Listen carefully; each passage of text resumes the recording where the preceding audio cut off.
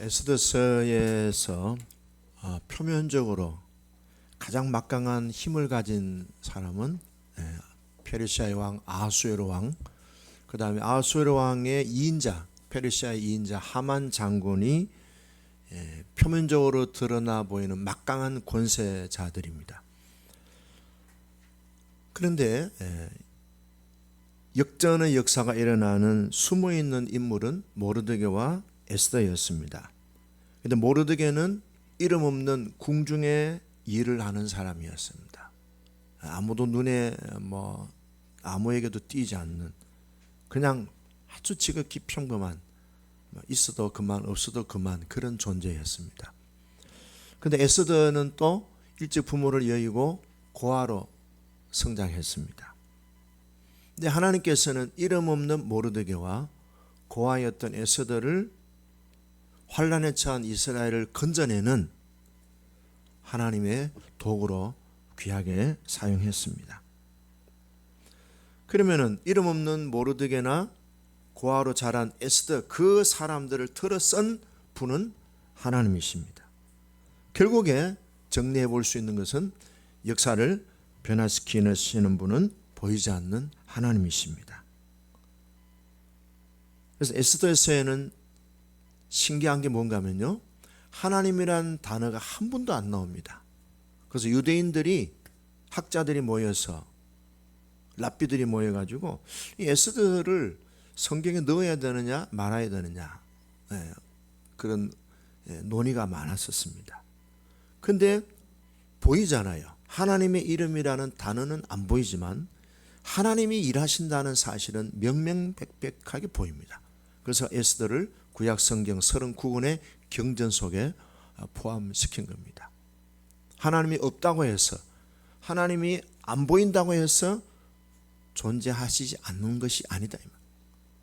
우리가 느껴지지 않지만 눈에 보이는 건 사람이고 환경이지만 그 환경과 사람을 좌지우지하시는 그런 통치하시는 진정한 역사와 국가의 섭리자는, 통치자는 하나님이시다. 에스더를 통하여 보여주는 그런 메시지가 있습니다. 결국에는 뭡니까? 희망은 사람에게 있는 것이 아니고 하나님에게 있습니다. 자, 따라합시다. 희망은 하나님에게 있습니다. 하나님이 희망이 있습니다. 그럼 이 시대는 희망이 있습니까? 없습니까? 희망이 있습니다. 하나님이 죽으셔요, 살았어요? 살아 계신 줄로 믿습니다. 그러면은 하나님이 살아 계시기 때문에 어떤 상황에서도 희망이 있습니다. 그 희망의 중심에, 변화의 중심에 하나님이 누구를 부르셨습니까? 나를 부르셨습니다. 수정이는 참 똑똑한 거예요. 다들 우리라 그러는데 우리가 아니고 나를, 세상의 희망과 변화의 중심에 나를 부르셨습니다. 누구를 주인공으로 부르셨어요? 나를 주인공으로 부르셨습니다. 그러므로 나는 누구의 손에 있습니까? 그렇습니다. 내게 능력 주시는 분이 누구십니까? 그런데 하나님은 이 역사의 변화와 희망의 중심에 나를 주목하고 계시는 줄로 믿습니다. 우리는 살아오면서 국가적인 어떤 환경의 변화나 또는 국가를 이끌어가는 통치자나 어떤 국가적으로 영향을 주는 그런 명망가, 이런 사람들에게 집중을 하고 거기에 우리는 마음을 의지하는 때가 많습니다. 그런데 에스더를 통해서 우리에게 보여주시는 것은요, 막강한 권력을 가진 아하수에로, 근데 막강한 권력을 가진 아하수에로를 하나님께서 이렇게 뒤집어 엎으시는 분이 에스더와 모르게를 통해서 엎으시지만 사실은 하나님이 역사를 주장하신대요. 그러므로 우리는 사람에게 집중하지 마시고 살아계시는 하나님, 역사와 국가를 주장하시는 그 하나님에게 시선을 집중하는 이 시간 되기를 바랍니다. 시편 146편 3절에 권세자들을 의지하지 말라. 돌 힘이 없는 인생도 의지하지 말아라. 그의 호흡이 끊어지면 흙으로 돌아가서 그날에 그의 생각이 소멸하리로다.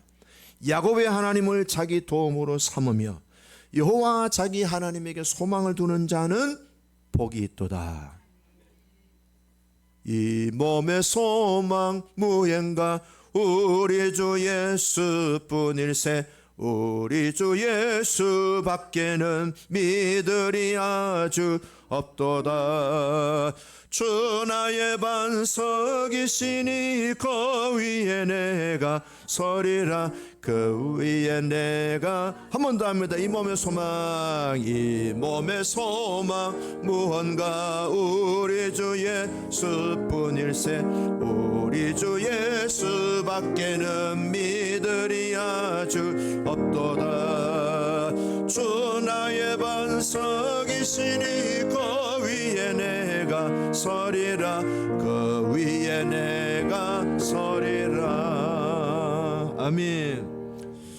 특별히 국가적인 그리고 세계적인 혼란이나 위기 상황이 있을 때 우리 그리스도인들은요, 흔들리지 않게 근본적으로 우리가 살아가야 될 기초가 있습니다. 첫째는 하나님 앞에 자신의 삶을 경건하게 살아가는 거예요. 경건하게 살아가는. 한 사람의 의인으로 살아가는 이 부르심에 대해서 우리가 충성되이 살아가기를 바라요.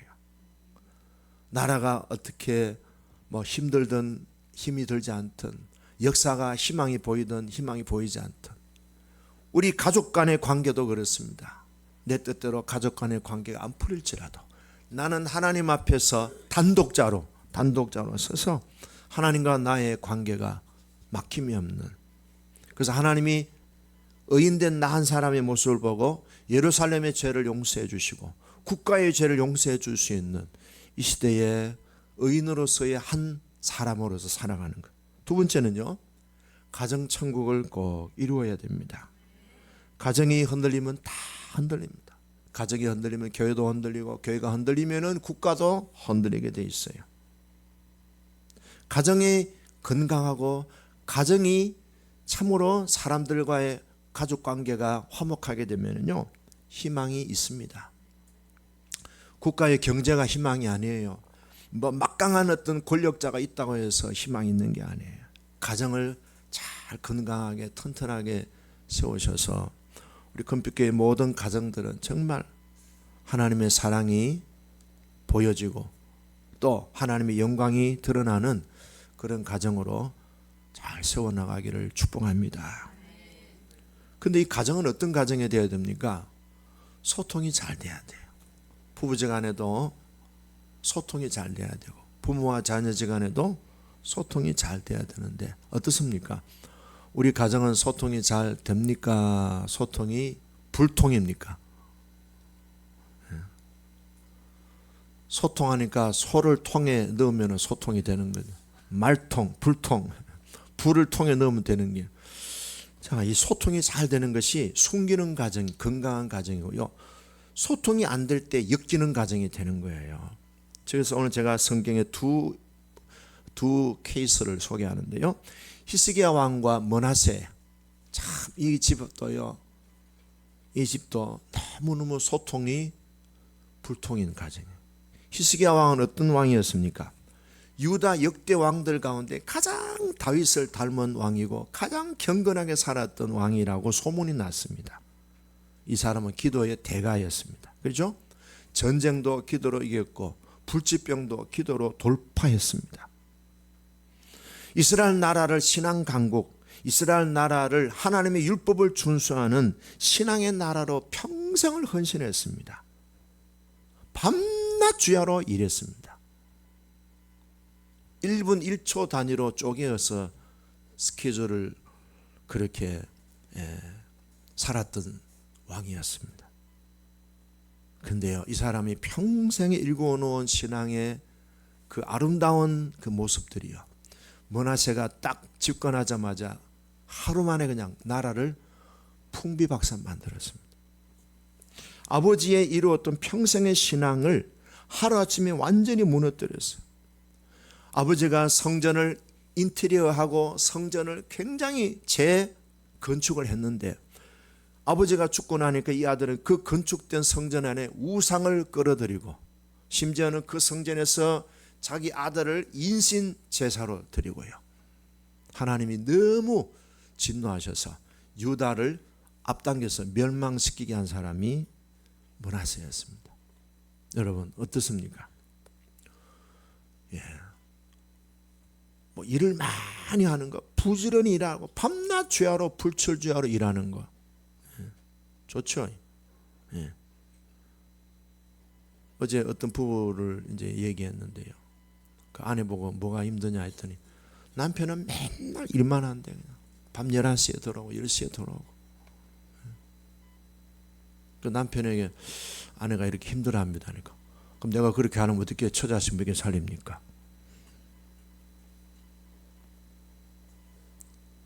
그래서 그분에게 조금 시간을 아내하고 아이들하고 좀 이렇게 좀 보낼 수 있는 여유를 가졌으면 좋겠다 그랬어요.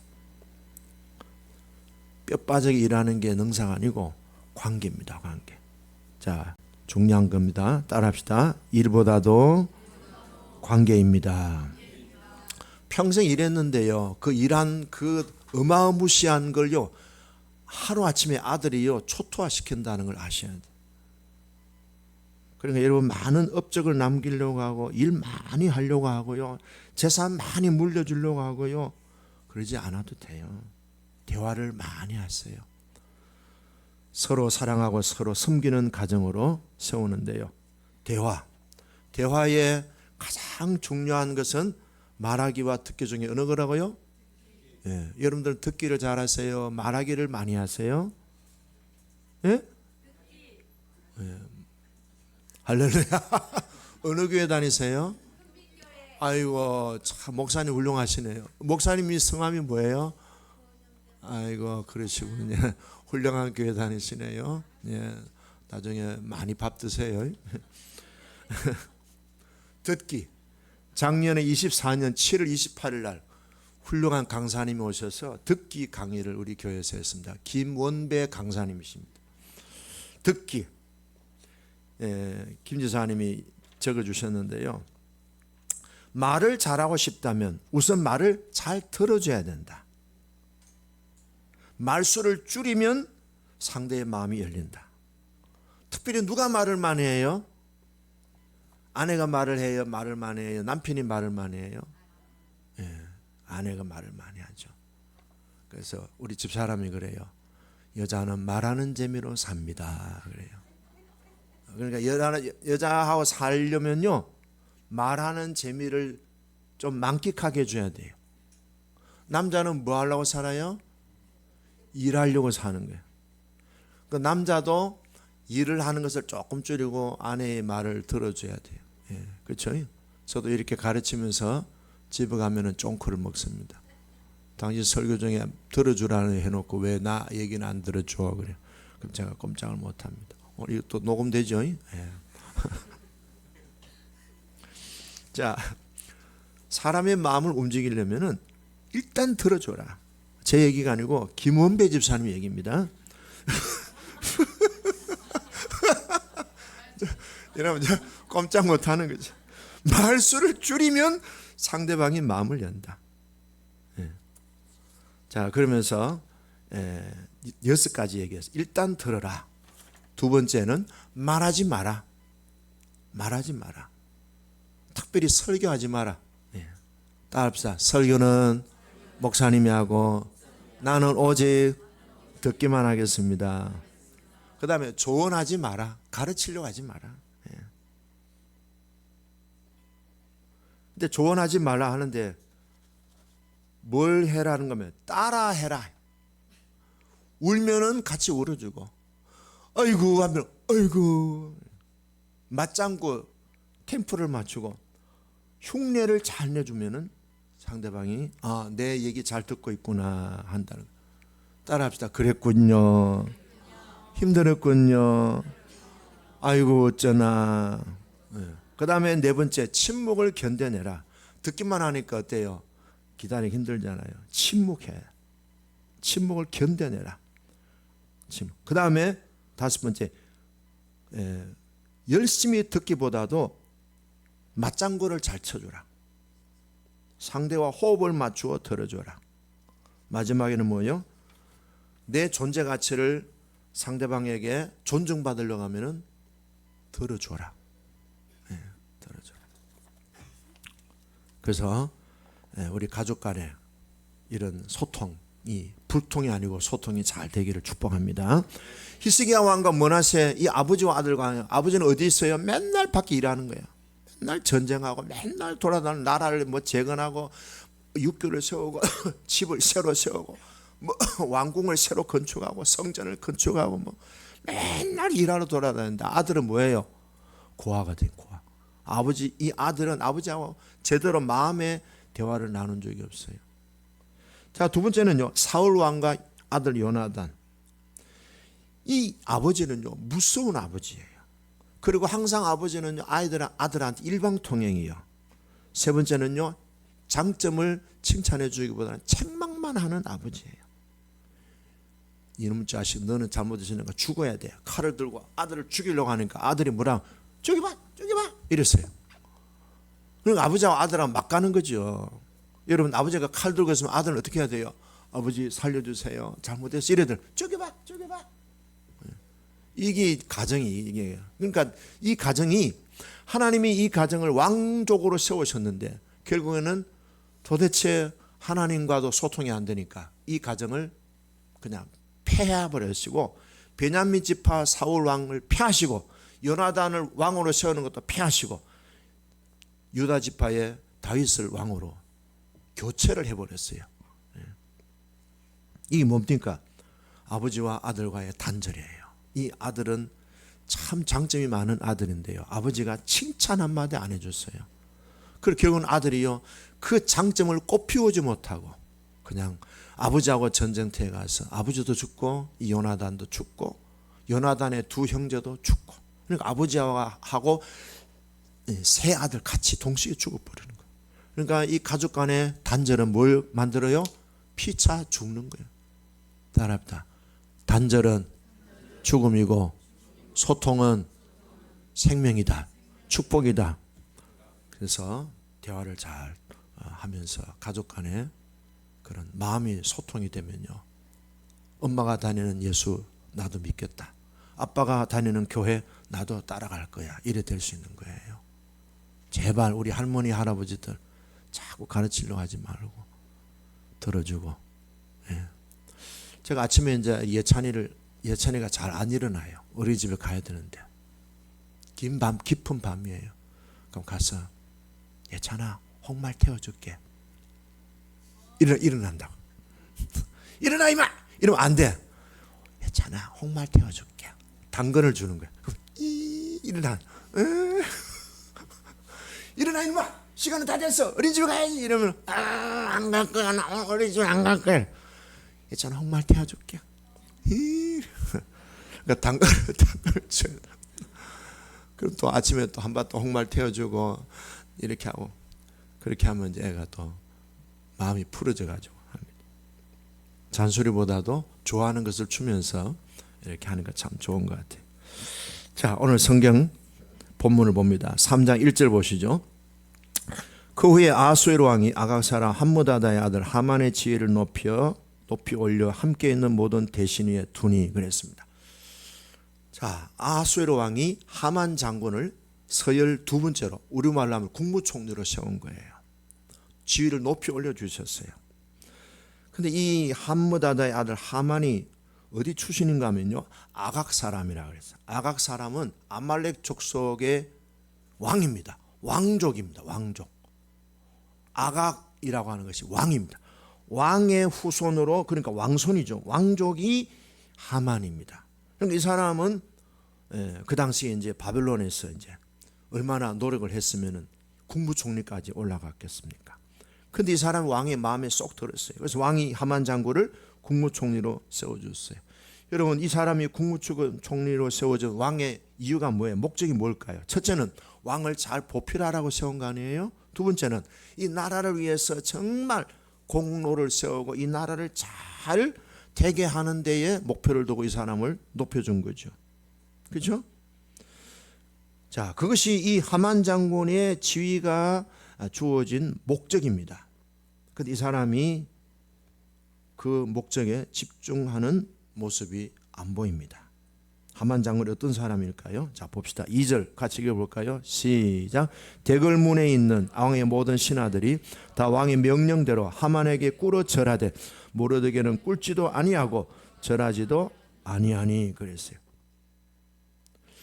이 사람이 권력을 제2의 그런 직책을 주었으면은 그 권력을 가지고 목적에 충실해야 되잖아요. 왕을 잘 보편해야 되고 나라를 잘 살게 하고 나라를 정말 왕이 기뻐할 만한 그런 나라를 세우는데 이 사람이 헌신해야 되는데 지금 눈이 딴 데가 있어요. 마음이. 그러니까 많은 사람들이 왕의 명령대로 하만에게 막 무릎을 꿇고 막 절을 하는 거예요. 하만이 지나가면 모든 사람들이 다 절하는 거예요. 근데 유독이 절 안 하고 뻣뻣하게 서 있는 사람이 누구죠? 모르드게는 꿇지도 않고 절하지도 않았어요. 그랬더니 왕의 신하들이 당신은 왜 왕의 명령을 거역하느냐 그랬어요. 그랬더니 이제 얘기합니다. 이유를 얘기합니다. 4절 날마다 권하되 모르드게가 듣지 아니하고 그 다음에는 자기가 유대인임을 알렸더니 그랬어요. 나는 유대인이다. 유대인이 어떻다는 거예요? 왕에게 절하는 것은 하나님의 일계명 나 외에 다른 신을 내게 두지 말라. 나는 오직 하나님만 경배하는 일계명에 충실한 유대인이다. 그래서 나는 왕한테 절 안 한다. 하만한테 나 절 안 한다. 이제 자기 신앙을 그렇게 고백한 거예요. 여러분 이 모르드게가 신앙을 고백하면서 나는 유대인이라고 자기를 드러낸 것은 어떤 마음일까요? 신앙으로 인한 불이익이 올지라도 나는 감당하겠다. 나는 신앙인이다. 신앙인으로 살겠다. 하만한테 나는 기준을 두지 않고 나는 신앙인으로 하나님에게 기준을 두고 살겠다. 내가 불이익이 올지라도 나한테 어떤 손해가 올지라도 나는 유대인으로서의 하나님의 백성으로서의 정체성을 가지고 살겠다. 그렇게 담대하게 이제 고백을 한 거예요. 자, 이제 드디어 이제 큰 일이 벌어지기 시작합니다. 이게 이제 발단이 된 거예요. 에스더서에 이제 본론이 나옵니다. 이게 발단에 대해서 에스더서에 이제 큰 폭풍이 이제 휘몰아치기 직전입니다. 자, 그런데 이 아각 사람 함므다다의 아들 하만은 어떤 사람인가 하면요. 아말렉 사람이었습니다. 자, 역사를 조금 돌아보면요. 에스더스보다 조금 더 역사를 돌아가면요. 한 7, 800년 전에 이스라엘 백성들이 출애굽을 해가지고 가나안 땅을 가잖아, 그죠? 그때 모세가 이스라엘 백성들을 이끌고 있었는데 출애굽을 해서 광야를 지날 때 제일 먼저 이스라엘을 뒤통수를 친 나라가 이 아말렉이었습니다. 그래서 그때 모세가 산에 가서 기도하잖아요. 두 손을 들고 기도하니까 이스라엘이 이기고 손이 내려오니까 아말렉이 이기고 그 장면 기억하시죠? 그런 아말렉이었습니다. 그런데 이 아말렉 족속들이 이스라엘과 전쟁을 할 때는 이렇게 정면으로 보고 해야 되잖아요. 이 사람들은요 뒤통수를 쳤어요. 뒤에 누가 쳐져 있는 이 행렬을 보면 뒤에 쳐진 사람들은 누구예요? 여자들, 그 다음에 노인들, 그 다음에 아이들, 또 병자들, 또 뭐 가난한 사람들, 사회적인 약자들이 거의 다 뒤에 쳐져 있어요. 군대는 어디 있어요? 제일 앞쪽에 있잖아요. 그런데 전쟁을 하려면 군인들끼리 싸워야지 어떻게 민간인들을 뒤에서 치느냐 이 말이야. 근데 하나님이 그걸 굉장히 못마땅하게 생각하셨어요. 저런 인간은 놔두면 안 되겠다. 하나님이 그렇게 판단하셔서 나중에 세월이 흘러서 사울 왕 때 아말렉을 진멸시켜라. 내가 이 민족을 그냥 두지 않겠다. 그래서 하나님이 아말렉을 진멸시키는데 사울 왕이 어떻게 했어요? 왕을 살려둔 거예요. 그래서 사무엘이 아니 진멸하라는데 왜 저 왕을 데려왔습니까? 쓸만하니까요. 왜? 하나님이 시킨 대로 하는데 하나님은 제사보다도 순종을 원하십니다. 그래서 사무엘이 칼을 들고 아각을 그냥 목을 베가 죽여버렸어요. 그런데 이 후손들이 명맥을 유지하는 거예요.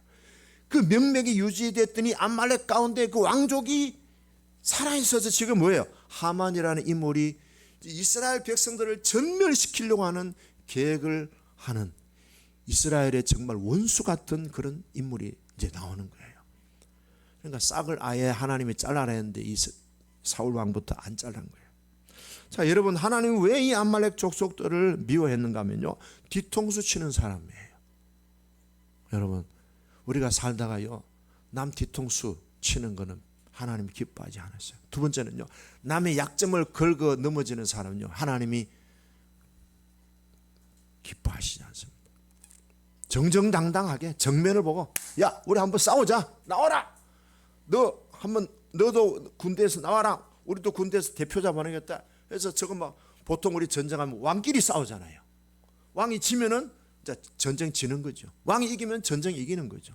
그렇게 안 하고 뒤통수를 치는 거예요. 여자들, 약자들, 병자들, 뭐 환자들 이런 사람들을 치가지고 하나님이 너무너무 속상하셨던 거죠. 뒤통수 치는 사람, 약점을 걸고 넘어지는 사람, 이거 하나님이 기뻐하지 않습니다. 그래서 하나님이 그런 아말렉을 완전히 싹 그냥 없애버리려 했는데 불순종했어요.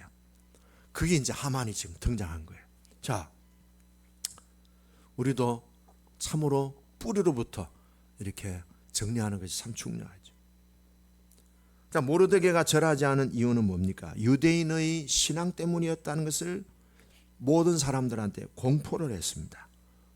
그래, 나는 하나님을 믿는 사람으로서 어떤 불이익이 오더라도 나는 감당하겠다. 담대하게 신앙 고백을 한 거예요. 어떻습니까? 우리들은 우리들의 신앙을 하나님 앞에 담대히, 사람들 앞에 담대히 선포할 수 있겠습니까? 나는 예수 믿는 사람입니다. 나는 하나님을 믿는 사람입니다. 내한테 어떤 사회적인, 경제적인, 어떤 인격적인 불이익이 오더라도 나는 my way, 난 하겠습니다. 이런 결단에, 이런 강하고 담대한 신앙으로 나아가는 우리가 되기를 주의 이름으로 축복합니다. 자, 하만이라는 사람 어떤 사람인가 보시죠. 6절에 보십시다. 6절. 5절 읽을게요. 하만이 모르드게가 무릎을 꿇지도 아니하고 절하지도 아니함을 보고 매우 노하더니 6절. 그들이 모르드게의 민족을 하만에게 알림으로 하만이 모르드게만 죽이는 것이 부족하다 생각하고 아하수에로의 온 나라에 있는 유대인 곧 모르드게의 민족을 다 멸하자 하더라. 이거 너무 오버한 거 아니에요? 개인적인 그런 감정을 자기 어떤 국무총리라는 권력을 가지고 온 나라에 모르드게만 처치하는 게 아니고 모르드게의 민족, 유대 민족을 다 그냥 뭐예요? 대학살 계획을 세운 거예요. 이 너무 지나친 거 아니에요? 그죠? 너무 지나친 걸 보면 결론이 어떻게 되겠어요? 불행으로 끝나는 거죠. 그죠? 하만이 아무리 막강한 권력을 가지고 아무리 힘이 뭐 하늘을 찌르는 힘이 있어도요, 하나님이 불면은 한 줌의 재로 날아가는 거예요. 그러니까 인간이요, 분수를 알아야 돼. 분수를 알아야 돼. 하만이 분노한 이유가 뭐예요? 자기가 존중받지 못한다는, 자기를 한테 무릎 꿇고 절하지 않는다는 그것 때문에 속이 뒤집힌 거예요. 그러니까 이 사람은 어떤 내면에 뭐가 있어요? 열등감이 충만한 사람이에요. 왕이 이 사람을 국무총리로 세워진 이유가 뭐예요? 왕을 잘 보필하고 나라를 잘 다스리려 하는, 이 사람이 갖고 있는 그 권력을 가지고 뭐예요? 모르드게와 그 민족을 몰살시키는 대로 권력을 거기에 활용하는 거예요. 이건 뭐예요? 권력 남용. 권력 남용. 이거는 명백한 권력을 남용하는 거예요. 공권력을 남용하는 거예요. 공권력을 사용하는, 자기 것으로 그렇게 사용하는 거예요. 자, 우리가 이 내용을 보면서 하만을 움직이는 게 뭐예요? 자기 자존심이에요. 국가의 부르심에 2인자, 국무총리라고 하는 2인자로 부름을 받았으면 거기에 집중해야지. 조금씩 기분 상하고 자존심 상한다고 거기에 공권력을 투입하고 거기에 자기 에너지를 집중해서 되겠습니까? 이 사람 보면 속에 뭐가 보여요? 밴댕이가 보이죠. 자, 우리는 어떻습니까? 우리를 움직이는 게 뭡니까? 자존심입니까? 아니면 내 감정입니까? 아니면 실리, 돈입니까? 아니면 성공입니까? 아니면 나를 움직이는 것이 하나님의 나라와 의를 구하는 겁니까? 자, 하만은 자신의 개인적인 뜻을 이루기 위해서 이제는 왕을 구워 삼는데요, 돈을 1만 달란트를 줍니다. 자, 9절 보시면은 은 1만 달란트를 왕에게 줍니다. 이 은 1만 달란트는 어느 정도 되는가 하면요, 그 당시에 페르시아의 국가 재정의 3분의 2에 해당되는 엄청난 돈입니다. 이 돈을 어떻게 해요? 왕을 매수하는 거예요. 자신의 계획을 이루기 위해서. 그 왕이 돈을 받아야 안 받아요? 받았어요. 자, 이 권력의 이런 관계 속에, 권력 관계에서 돈이 오고 가고 하는 것에 대한 미래가 어떻게 보입니까? 그죠? 아, 망하는 길로 가고 있구나. 우리가 1장에서 우리 보았죠? 예? 망하는 길로 가고 있다는 걸 보았잖아요. 돈이 개입되면 사람이 오염되기 쉽습니다. 돈이 개입되면요, 사람이 돈의 노예가 됩니다. 여러분들이 만약에 우리 목사님 너무 수고한다, 1억 줘보세요. 제가 받는지 안 받는지. 절대로 안 받습니다. 우리 집 사람이 반대합니다. 이거는 검은 돈이야. 여보 돌려줘. 그럴 거예요. 예. 혹시 그런 마음이 있으면 오늘 포기하시기를 축복합니다. 전 1억 돈 5천만 원도 안 받습니다. 헌금으로 내면은 받습니다. 돈이 오고 가면요, 사람이 돈 때문에 마음이 굴절이 될 수 있어요. 그 다음에 10절에 보면요, 왕이 이제 돈 받았으니까 어떻게 합니까? 반지를 주면서 전권을 하만에게 위임시킵니다. 네 마음대로 해라. 자, 보시죠. 보시죠. 11절 읽겠습니다. 11절 시작. 이르되 그 은을 내게 주고 그 백성도 그리하노니 너의 소견에 좋을 대로 행하라. 이 말이 무슨 뜻입니까? 네 마음대로 해라. 네 기분대로 해라. 네 쪼대로 해라.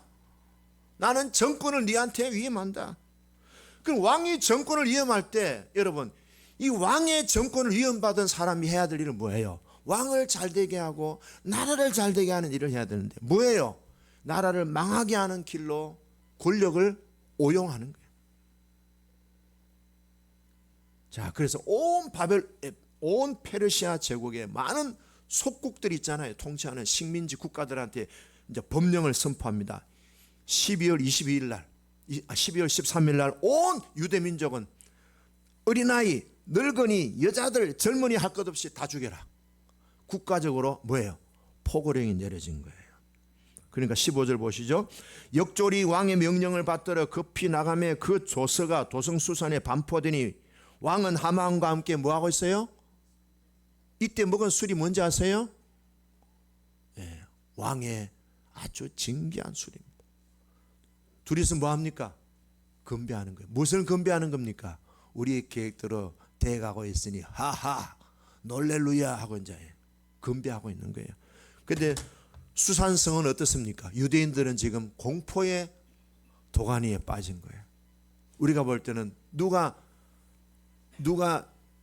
기선을 장악해서 하는 것으로 보여집니까?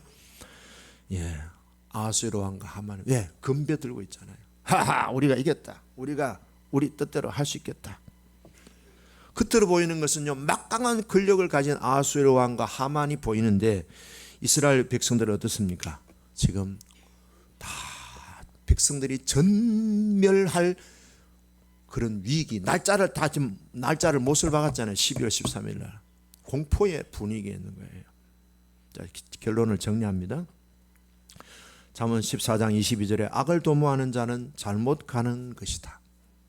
잠언 19장 21절 사람의 마음에는 많은 계획이 있어도 오직 여호와의 뜻만이 완전히 서리라. 따라합시다. 오직 여호와의 뜻만이 완전히 서리라. 우리의 계획과 우리의 뜻이 이루어지는 게 아니고 역사의 모든 귀결은요, 하나님의 뜻만이 세워지는 것이 역사의 현실입니다. 잠언 19장 23절 여호와를 경외하는 것은 사람으로 생명에 이르게 하는 것이라. 여호와를 경외하는 자는 족하게 지내고 재앙을 당하지 아니하느니라. 자, 악을 행하는 아수에로 왕과 하만의 권세는 결국에는 뭡니까? 재앙을 당합니다. 그러나 이름도 없고 정말 고아처럼 살았던 모르드게와 에스더는 하나님을 경외했습니다. 고아이지만 무명인이지만은 족하게 지내고 생명에 이르게 된다는 겁니다. 자, 어느 쪽을 선택할 것입니까? 우리는 보이는 흐름에 우리의 마음을 빼앗기지 마시고 시선을 거기에 두지 않고 보이지 않는 하나님의 그 섭리, 역사의 흥망성쇠와 사람을 높이시기도 하고 낮추시기도 하시고 흥하게도 하게 하시고 망하게도 하게 하시는 하나님에게 시선을 두시기를 바랍니다. 이것이 에스더서가 우리들에게 주는 도전이고 우리들에게 주시는 하나님의 메시지입니다. 이 말씀으로 우리 모두가 어떤 상황에서도 희망은 하나님에게 있음을 하시고 전진하시는 우리가 되기를 축복합니다.